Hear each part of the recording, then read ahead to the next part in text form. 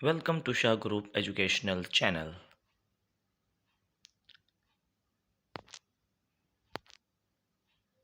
This is your Islamiyat class and I'm your Islamiyat teacher Zakaria Sheikh. بچوں جیسے کہ آپ کے علم میں ہیں کہ کلاس 9 کی اسلامیات میں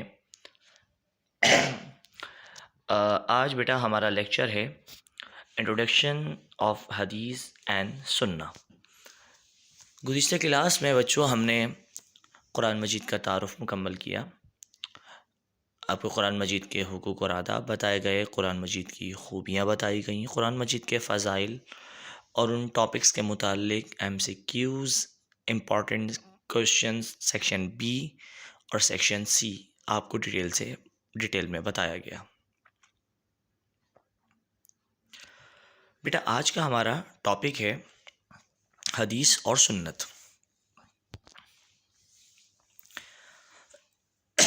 آج کی کلاس میں بیٹا ہم آپ کے سامنے پیش کریں گے حدیث کہ حدیث کسے کہتے ہیں، حدیث کی ڈیفینیشن، اس کے بعد حدیث اور سنت کی اہمیت، اس کے بعد کثیر الانتخابی سوالات، امپورٹنٹ ایم سی کیوز آپ کے ساتھ ہم شیئر کریں گے، سیکشن بی ڈسکس کریں گے۔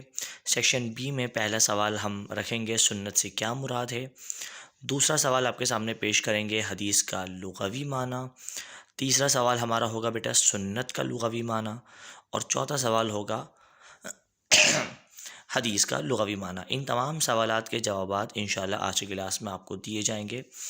وہیں چوتھا سوال ہوگا متن حدیث کسے کہتے ہیں، اور پانچواں سوال ہوگا سند حدیث کی تشریح تحریر کریں۔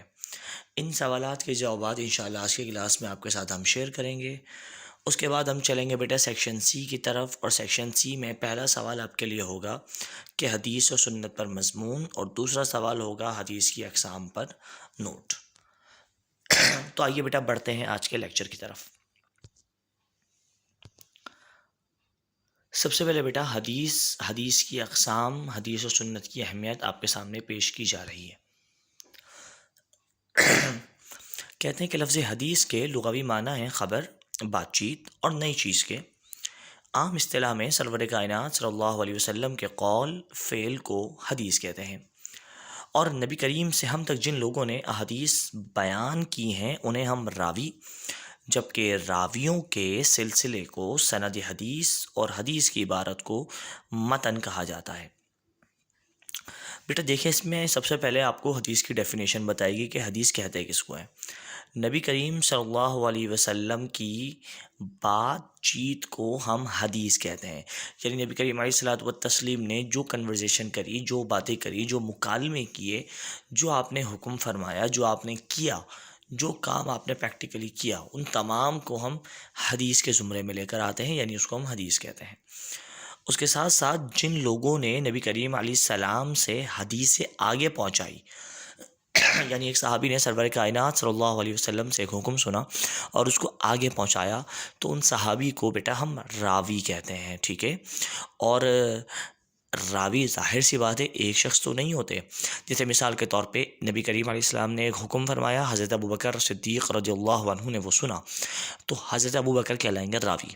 حضرت ابوبکر نے حضرت عمر کو بتایا، حضرت عمر نے حضرت عثمان کو بتایا، حضرت عثمان نے حضرت علی کو بتایا، تو اس طرح یہ بات ایک سے دو، دو سے تین، تین سے چار کرتے کرتے کئی لاکھوں تک گئی۔ تو جتنے بھی یہ بیان کرنے والے ہوں گے ان سب کو ہم سند حدیث کہیں گے، یعنی راویوں کا جو سلسلہ ہوتا ہے، پوری ایک کڑی ہوتی ہے، اس کو ہم سند حدیث کہتے ہیں۔ اور اکثر ہم دیکھتے ہیں حدیث عربی میں لکھی ہوتی ہے، جیسے ہم اگر کتابوں میں دیکھیں تو عربی لکھی ہوتی ہے، خیرکم من تعلم القرآن وعلمہ، تو بیٹا اس کو ہم متن کہتے ہیں، ٹھیک ہے۔ تو یہاں پر آپ کو حدیث کی ڈیفینیشن بتائی گئی۔ راوی کسے کہتے ہیں؟ جنہوں نے نبی کریم سے حدیث سن کے آگے پہنچائی وہ راوی کہتے ہیں، ان کو راوی کہا جاتا ہے۔ اور جو راویوں کا بیٹا پورا سلسلہ ہوگا اس کو ہم سند حدیث، اور حدیث کی عبارت کو، عربی کو ہم متن کہتے ہیں۔ تو متن کی ڈیفینیشن، سند حدیث کی ڈیفینیشن، راوی کی ڈیفینیشن اور حدیث کی ڈیفینیشن آپ کو سمجھائی گئی۔ بڑھتے ہیں بیٹا مزید آگے۔ سب سے پہلے آپ کے سامنے پیش کی جائیں گی، اب چونکہ یہ تو پتہ چل گیا حدیث کیا ہے، نبی کریم کا قول فعل حدیث ہے۔ حدیث کی بیٹا بنیادی طور پر 4 قسمیں ہیں: حدیث قولی، حدیث فعلی، حدیث تقریری، حدیث قدسی۔ حدیث قولی وہ حدیث مبارکہ جس میں سرور کائنات صلی اللہ علیہ وسلم کے کسی فرمان کو بیان کیا جائے، جیسے نبی کریم علیہ السلام نے حدیث مبارکہ پڑھی: خیرکم من تعلم القرآن وعلمہ، تم میں سے بہتر ہے وہ شخص جو قرآن سیکھے اور سکھائے۔ اب اگر غور کریں تو سرور کائنات اس میں ایک میسیج فارورڈ کر رہے ہیں، ایک پیغام دے رہے ہیں، تو اس کو ہم حدیث کہیں گے، مگر حدیث قولی، کیونکہ اس میں سرور کائنات کا ایک فرمان، ایک پیغام، ایک زبانی پیغام، ایک میسیج موجود ہے، تو جس میں کوئی زبانی پیغام ہو وہ حدیث قولی کے زمرے میں آتی ہے۔ دوسری ہے بیٹا حدیث فعلی۔ حدیث فعلی وہ حدیث جس میں رسول اکرم کے اختیار کردہ کسی کام کو بیان کیے جائے، یعنی ایسی حدیث جس میں نبی کریم علیہ السلام کا کوئی طریقہ بیان کیا جائے، اس کو ہم کہتے ہیں حدیث فعلی۔ مثال کے طور پہ حضرت علی راوی ہیں، حضرت علی فرماتے ہیں کہ میں نے نبی کریم علیہ السلام کو دیکھا، نبی کریم علیہ السلام تشریف لائے، 3 بار ہاتھ دھوئے، کلی کی، ناک میں پانی چڑھایا، 3 بار چہرہ مبارک کو دھویا، دونوں ہاتھ گھنیوں سمیت دھوئے، چوتھائی سر کا مسح کیا، ٹھیک ہے، دونوں پاؤں ٹخنوں سمیت دھوئے۔ تو اب حضرت علی جو بیان کر رہے ہیں وہ نبی کریم کا کیا بیان کر رہے ہیں؟ طریقے کو بیان کر رہے ہیں، نبی کریم کا کوئی زبانی پیغام تو نہیں ہے، تو اس کو بیٹا ہم کہتے ہیں حدیث فعلی، جس میں سرور کائنات کا کوئی طریقہ بیان کیا جائے۔ تیسری قسم ہوتی ہے بیٹا حدیث تقریری، وہ حدیث جس میں کوئی صحابی نبی کریم کے سامنے کوئی کام کریں، یہ نبی کریم کو کسی کام کا علم ہو اور نبی کریم نہ اس کام سے منع فرمائیں اور نہ اس کام کا حکم دیں، تو وہ بن جائے گی حدیث تقریری۔ اس کی میں آپ کو مثال دیتا ہوں۔ مثال کے طور پہ ایک جگہ صحابہ کرام جلوہ گر تھے، موجود تھے، صحابہ کی محفل تھی، درمیان میں سرور کائنات جلوہ گر تھے، نبی کریم علیہ السلام تشریف فرما تھے۔ اب کسی صحابی نے کوئی ایسا کام کیا جو پہلے نہ کیا گیا ہو، یعنی اس کام کے حلال اور حرام ہونے کے بارے میں کوئی فیصلہ نہ ہو۔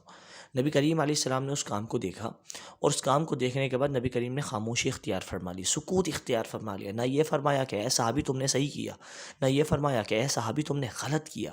تو بیٹا ایسے کام کو ہم حدیث تقریری کہتے ہیں۔ وہ کام حدیث کیسے بن گیا؟ وہ کام حدیث ایسے بن گیا کیونکہ نبی کریم علیہ السلام نے اس کام سے منع نہیں فرمایا، وہ کام صحیح تھا، اس لیے نبی کریم خاموش رہے، خاموش اختیار فرمائی، کیونکہ اگر وہ کام غلط ہوتا تو سرور کائنات اس بارے میں رہنمائی ضرور کرتے، کیونکہ سرور کائنات لوگوں کو ہدایت دینے کے لیے آئے تھے، اور کسی نبی کی یہ شان نہیں کہ ان کے سامنے غلط کام ہو اور وہ خاموشی اختیار کریں۔ نبی کریم کی خاموشی اس بات پر دلیل ہے کہ وہ صحابی یا جو کام بھی ہوا وہ صحیح تھا، تو بیٹا اس کو ہم حدیث تقریری کے زمرے میں لاتے ہیں۔ چوتھی قسم ہے بیٹا حدیث قدسی، ایسی حدیث جس میں معنی اللہ کی طرف سے ہو اور الفاظ سرور کائنات کے ہوں۔ جیسے اکثر ہم کرتے ہیں نا کہ اللہ کے نبی فرماتے ہیں کہ اللہ فرماتا ہے، وہ حدیث اس طرح شروع ہوتی ہے، قال رسول اللہ صلی اللہ تعالیٰ علیہ وسلم، قال اللہ تعالیٰ، یعنی وہ حدیث یوں شروع ہوتی ہے کہ اللہ کے نبی فرماتے ہیں کہ اللہ فرماتا ہے۔ اس انداز میں جو حدیث شروع ہو اس کو حدیث قدسی کے زمرے میں لاتے ہیں، کہ جس میں خیال اور معنی اور مفہوم اللہ کا ہے، مگر وہ جو الفاظ ہیں وہ سرور کائنات کے ہیں، تو اس کو ہم کہیں گے بیٹا حدیث قدسی۔ یہ حدیث کی بنیادی 4 قسمیں تھیں: قولی، فعلی، تقریری اور قدسی، جو آپ کے سامنے پیش کی گئی۔ مجھے امید ہے میرے بچوں آپ کو یہ سمجھ آ چکی ہوں گی۔ اب بڑھتے ہیں بیٹا آگے سنت کی طرف۔ سنت کے لغوی معنی ہے طریقہ اور راستہ، جبکہ اصطلاح میں شریعت میں سرور کائنات کے طریقے کے مطابق زندگی گزارنے کو سنت کہتے ہیں۔ سنت کو قرآن نے اسوہ حسنہ کا بھی نام دیا ہے۔ اب سنت کا اپنا مطلب تو طریقہ ہے، مگر اگر شریعت میں دیکھیں تو نبی کریم نے جس طریقے کے مطابق زندگی گزاری، اگر ہم اسی طریقے کے مطابق زندگی گزارتے ہیں تو ہم یہ کہہ سکتے ہیں کہ ہم سنت میں عمل کر رہے ہیں۔ اس کو بیٹا ہم کہتے ہیں سنت۔ یہ تھی بیٹا سنت کی ڈیفینیشن کہ سرور کائنات کے طریقے کے مطابق زندگی گزارنے کا نام کیا ہے؟ سنت ہے۔ ویری گڈ بھائی۔ پڑھتے ہیں بیٹا، اب چونکہ حدیث کی ڈیفینیشن بھی ہو گئی، سنت کی بھی تو پڑھتے ہیں مزید آگے۔ اب سوال یہ ہے کہ حدیث و سنت کی اہمیت کیا ہے؟ بیٹے توحید کی طرح رسالت پر، یعنی اللہ کے ایک ہونے کی طرح سرور کائنات اور ان کی رسالت پر ایمان لانا بہت ضروری ہے، یعنی نبی کریم کے اسوہ حسنہ کو سب سے بہتر نمونہ عمل سمجھ کر اختیار کیا جائے۔ ایک حدیث مبارکہ ہے کہ جس نے میری امت کے فساد کے وقت میری سنت کو مضبوطی سے تھاما، اس کے لیے 100 شہیدوں کا ثواب ہے۔ در حقیقت سنت قرآن کے احکامات کی عملی تشریح ہے۔ مثلا قرآن میں نماز، روزہ، حج، زکوٰۃ کی ادائیگی کا حکم ہے، مگر ان تمام احکامات کا کیا طریقہ ہونا چاہیے وہ ہمیں نبی کریم کی سنت سے پتہ چلتا ہے۔ بیٹا اب دیکھیں، اب سمجھنے کی بات یہ ہے کہ سنت کی امپورٹنس کیا ہے، حدیث کی اہمیت کیا ہے۔ بیٹا علماء فرماتے ہیں کہ جس طریقے سے قرآن پر ایمان رکھنا ضروری ہے، اسی طرح سنت پر اور احادیث پر ایمان لانا ضروری ہے، کیونکہ احادیث اور سنت قرآن کی تشریح کا نام ہے۔ اب قرآن میں حکم ہے کہ نماز پڑھو، حکم ہے روزہ رکھو، حکم ہے حج کرو، حکم ہے زکوٰۃ دو۔ اب کس طرح نماز پڑھیں گے؟ طریقہ جو ہے وہ نبی کریم کی احادیث مبارکہ، نبی کریم کی سنتوں میں نظر آتا ہے۔ حج کرو، کیسے حج ادا کریں گے؟ نبی کریم کی زندگی ہمیں بتاتی ہے۔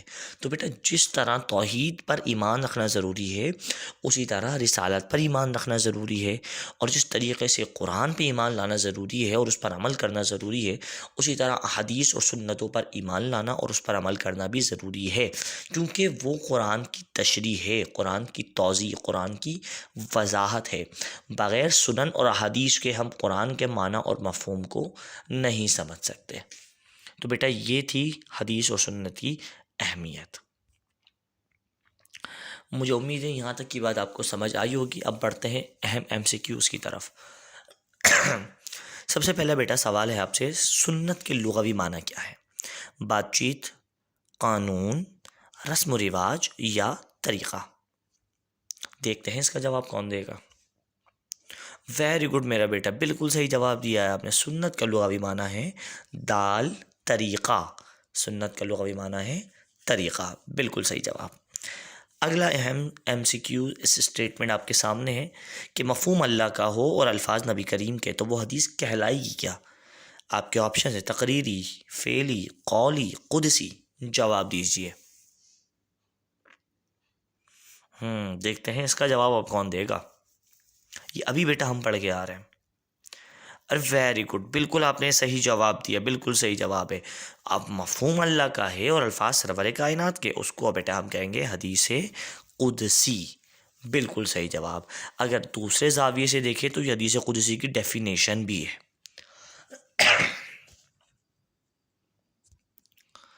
اب بڑھتے ہیں بیٹا سیکشن بی کی طرف۔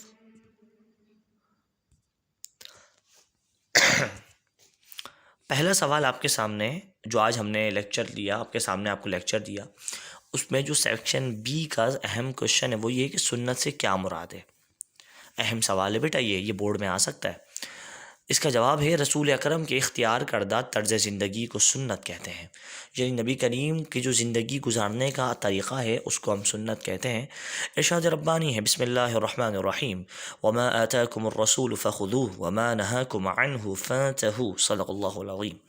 اور رسول اکرم تمہیں جو بھی دیں وہ لے لو، اور جس چیز سے منع فرمائے اس سے رک جاؤ۔ اس آیت کریمہ میں سرور کائنات کے تمام احکامات اور تعلیمات کو قبول کرنے اور منع کردہ چیزوں سے رک جانے کا امت کو واضح حکم ہے۔ بیٹا سنت آسان لفظوں میں اگر سمجھیں تو نبی کریم کی زندگی گزارنے کا جو طریقہ ہے اس کا دوسرا نام سنت ہے۔ اللہ خود قرآن میں فرماتا ہے کہ اے لوگوں، نبی تمہیں جو دیں وہ لے لو، اور جس کام کا منع کریں اس سے باز آ جاؤ، اس سے رک جاؤ، یعنی جس کام کا حکم دیں وہ فوراً کرو، اور جس کام سے روکیں اس سے خبردار رک جاؤ۔ تو بیٹا یہ ہے سنت کی ڈیفینیشن کہ سنت کسے کہتے ہیں۔ بڑھتے ہیں میرے بچوں اگلے سوال کی طرف۔ حدیث کا لغوی معنی کیا ہے؟ بیٹا آپ کے سامنے حدیث کی ڈیفینیشن رکھی جائے گی جواب کی صورت میں۔ دیکھیں ذرا، حدیث، لفظ حدیث کا لغوی معنی خبر، بات چیت اور نئی چیز کی۔ یہ آپ نے لیکچر میں بھی پڑھا تھا کہ حدیث عربک ورڈ ہے، اس کا اردو میں مطلب ہے خبر، بات چیت یا نئی چیز، جبکہ اصطلاح میں شریعت میں نبی کریم علیہ الصلوۃ والتسلیم کے قول، فعل یعنی کام اور تقریر کو حدیث کہا جاتا ہے۔ یعنی حدیث کا لغوی معنی تو بات چیت کے ہے، مگر شریعت میں نبی کریم کا کوئی پیغام، نبی کریم کا کوئی طریقہ، ان تمام چیزوں کو ہم حدیث کے زمرے میں لا کے کھڑا کرتے ہیں۔ اگر نبی کریم کا کوئی پیغام ملے گا اس کو بھی ہم حدیث کہیں گے۔ نبی کریم کی زندگی میں اپنایا گیا کوئی طریقہ ملے گا، نبی کریم کا کوئی طریقہ ہمارے سامنے آئے گا، تو بھی بیٹا اس کو ہم حدیث میں شامل کرتے ہیں۔ مجھے امید ہے یہاں تک کی بات آپ کو سمجھ آ چکی ہوگی۔ بڑھتے ہیں میرے بچوں اگلے سوال کی طرف۔ اگلا سوال ہے بیٹا، سنت کے لغوی معنی کیا ہے؟ بیٹا سنت کے لغوی معنی طریقہ اور راستے کے ہیں، جبکہ اصطلاح میں شریعت میں نبی کریم علیہ السلام زندگی گزارنے کے اختیار کردہ طریقے کو سنت کہا جاتا ہے، اور اس عمل کو نبی کریم نے بار بار کیا ہو۔ سنت کو کریم نے اسوہ حسنہ کا نام بھی دیا ہے۔ بیٹا دیکھیں، ابھی حدیث کی ڈیفینیشن گئی اور سنت کی ڈیفینیشن آپ کے سامنے ہے، بڑا معمولی سا فرق ہے۔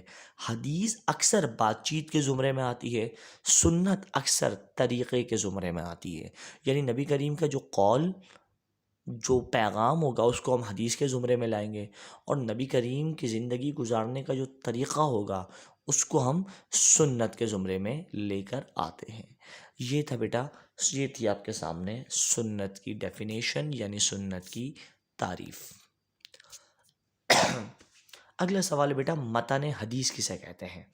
یہ لیکچر کے شروع میں ہی آپ کو بتایا تھا، مجھے امید ہے اس کا جواب آپ کو پتہ ہوگا کہ حدیث کی جو عبارت ہوتی ہے، جو عربی ہوتی ہے میرے بچوں، اس کو متن کہا جاتا ہے۔ اگلا سوال، سند حدیث کی تشریح کیا ہے؟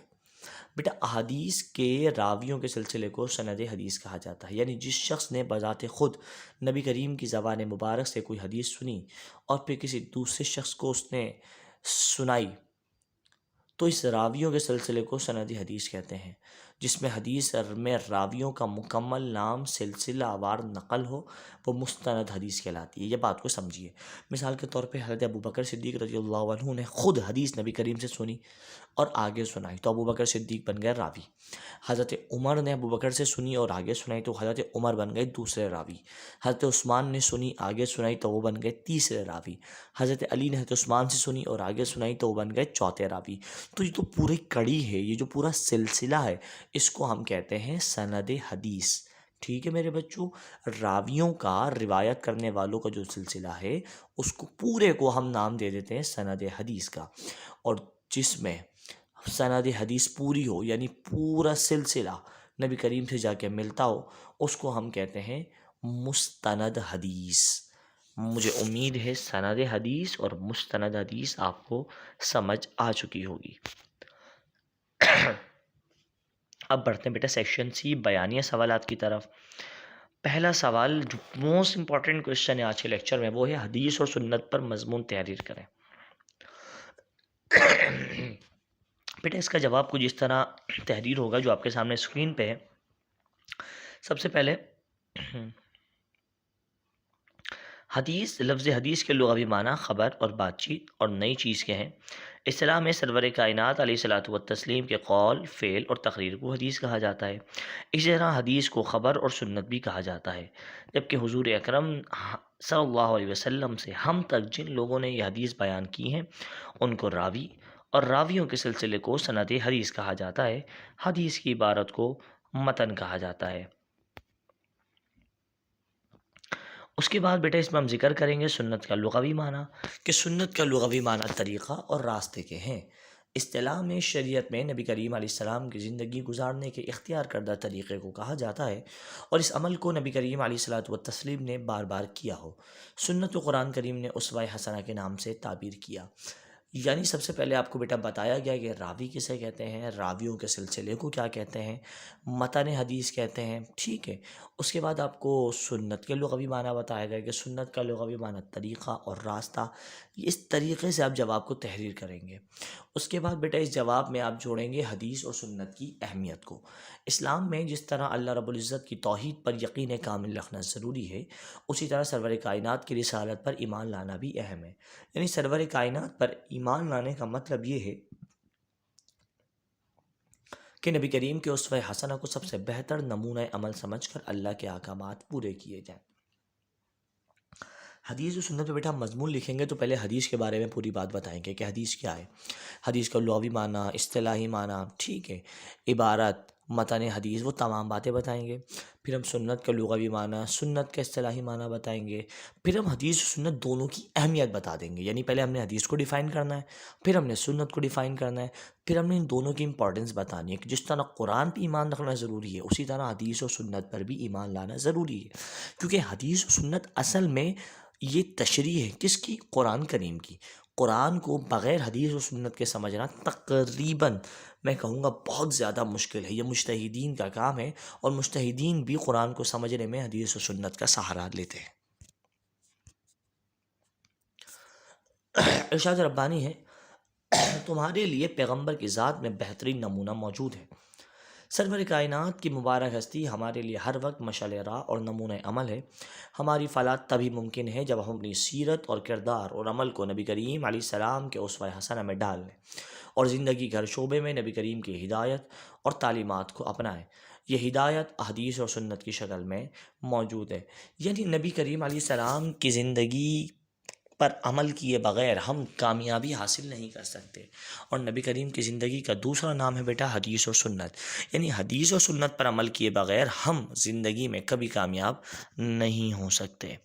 اسی کے ساتھ اسی جواب میں آپ شامل کریں گے حدیث و سنت کے فرق کو، جو بھی میں نے تھوڑی دیر پہلے آپ کے سامنے ذکر کیا کہ حدیث اور سنت کا مبیش ایک ہی مفہوم کو ظاہر کرتی ہے، صرف معمولی سا فرق یہ ہے کہ حدیث عموماً قول کے لیے اور سنت فعل اور عمل کے لیے استعمال ہوتی ہے، یعنی حدیث کہہ کے ہم اکثر کوئی قول کوئی میسج مراد لیتے ہیں، اور سنت سے مراد نبی کریم کا کوئی طریقہ مراد لیتے ہیں۔ بیٹا دوسرا سوال سیکشن سی کا جو موسٹ امپورٹنٹ ہے اور جو لیکچر میں بھی ڈسکس کیا گیا کہ حدیث کی اقسام پر نوٹ لکھیں۔ حدیث کی اقسام بیٹا 4 تھیں، قولی، فعلی، تقریری اور قدسی۔ اب ان چاروں کی ڈیفینیشن آپ کو ڈیٹیل سے دینی ہوگی کہ قولی وہ جس میں سرور کائنات نے کسی قول یا فرمان کو بیان کیا ہو اور جو نبی کریم نے اپنی زبان مبارک سے اس طرح فرمایا ہو، جیسے قول النبی علیہ السلام افشوا السلام، سلام کو عام کرو۔ اب قولی حدیث وہ حدیث ہے جس میں نبی کریم نے کوئی پیغام دیا ہو، کوئی زبانی پیغام موجود ہو، یہ کہلائے گی حدیث قولی۔ حدیث فعلی کہتے ہیں بیٹا ایسی حدیث مبارکہ جس میں نبی کریم کے کسی اختیار کردہ عمل اور طریقے کو بیان کیا گیا، جیسے کہ حضرت انس فرماتے ہیں کہ نبی کریم بکری کا دودھ نکال کر نوش فرمایا اور پھر پانی سے کلی کی۔ اب دیکھا جائے تو حضرت انس نے نبی کریم کا کوئی قول بیان نہیں کیا بلکہ طریقہ بیان کیا، تو ایسی حدیث جس میں نبی کریم کا طریقہ ہو اس کو ہم حدیث فعلی قرار دیتے ہیں۔ تیسری قسم حدیث تقریری، مطلب یہ ہے کہ جس میں کسی صحابی نے نبی کریم علیہ الصلوۃ والتسلیم کو کسی کام کا علم ہوا لیکن نبی کریم نے اس کام کو منع نہ فرمایا، نہ اس کام کے بارے میں صحیح فرمایا، یعنی نبی کریم کے سامنے کوئی کام ہوا ہو اور نبی کریم نے اس کام پر خاموشی اختیار فرمائی ہو، نہ یہ فرمایا ہو کہ اے صحابی تم نے صحیح کیا، نہ یہ فرمایا ہو کہ اے صحابی تم نے غلط کیا، بلکہ خاموشی اختیار فرمائی ہو، تو ایسی حدیث کو بیٹا ہم حدیث تقریری کہتے ہیں۔ اور یہ حدیث صحیح کیوں مانی جاتی ہے؟ اس کو ہم حدیث، اکثر بچے سوال کرتے ہیں کہ سر نبی کریم نے صحیح بھی تو نہیں فرمایا، نبی کریم نے یہ بھی تو نہیں کہا نا کہ اے صحابی تم نے صحیح کیا، تو ہم حدیث کیوں کہہ رہے ہیں؟ بیٹا اس لیے کیونکہ اگر وہ غلط ہوتی تو نبی کریم ضرور اس کی رہنمائی کرتے ہیں، نبی کریم خاموش رہا اس کا مطلب تھا وہ کام صحیح تھا، وہ کام حلال اور جائز تھا، لہٰذا نبی کریم کی خاموشی اس کے صحیح ہونے پر دلیل ہے، اس کو بیٹا ہم کہیں گے حدیث تقریری۔ اور اس کے بعد حدیث قدسی، مطلب یہ ہے کہ جس میں معنی اور مفہوم اللہ کی طرف سے ہوں جبکہ الفاظ سرور کائنات کے ہوں، جیسے کہ قول رسول اللہ علیہ السلام، قول اللہ انفق یا ابن آدم انفق علیک، اللہ تعالیٰ نے فرمایا اے اولاد آدم تم میرے بندوں پر خرچ کرو میں تمہارے اوپر خرچ کروں گا۔ اب بیٹا میں نے آپ کو پہلے لیکچر میں بھی بتایا کہ حدیث قدسی میں معنی اللہ کا ہے، ٹھیک ہے، خیال اللہ کا ہے، مگر الفاظ سرور کائنات کے۔ اس حدیث کو پہچاننے کا طریقہ یہ ہوتا ہے کہ وہ حدیث یوں شروع ہوتی ہے کہ اللہ کے نبی فرماتے ہیں کہ اللہ فرماتا ہے، تو جو حدیث اس طرح شروع ہو ان لفظوں میں اس کو ہم حدیث قدسی میں شمار کرتے ہیں، حدیث قدسی کے زمرے میں لاتے ہیں کہ نبی فرماتے ہیں کہ اللہ فرماتا ہے۔ آسان لفظوں میں ڈیفینیشن یہ بنے گی کہ خیال اللہ کا مگر الفاظ سرور کائنات کے، تو اس کو ہم حدیث قدسی کہتے ہیں۔ بیٹا یہ تھے سیکشن سی کے 2 امپورٹنٹ کویسچن جو بورڈ کے لیے بہت زیادہ اہم ہے آج کے لیکچر کے حوالے سے۔ آج کے لیکچر میں آپ کو اہم معلومات فراہم کی گئی، حدیث سنت کی ڈیفینیشن، راوی کی ڈیفینیشن، سند حدیث کی ڈیفینیشن، متن کی ڈیفینیشن، حدیث کی اقسام، M C Qs, section B کے میجر امپورٹنٹ کویسچن اور سیکشن سی کے امپورٹنٹ کویسچن آپ کو بتائے گئے۔ مجھے امید ہے میرے بچوں آج کا لیکچر آپ کو سمجھ آ چکا ہوگا۔ اسی کے ساتھ سر زکریا کو اجازت دیجیے، ملاقات ہوگی اگلے لیکچر میں، تب تک اپنا بہت سارا خیال رکھیے گا۔ السلام علیکم ورحمۃ اللہ۔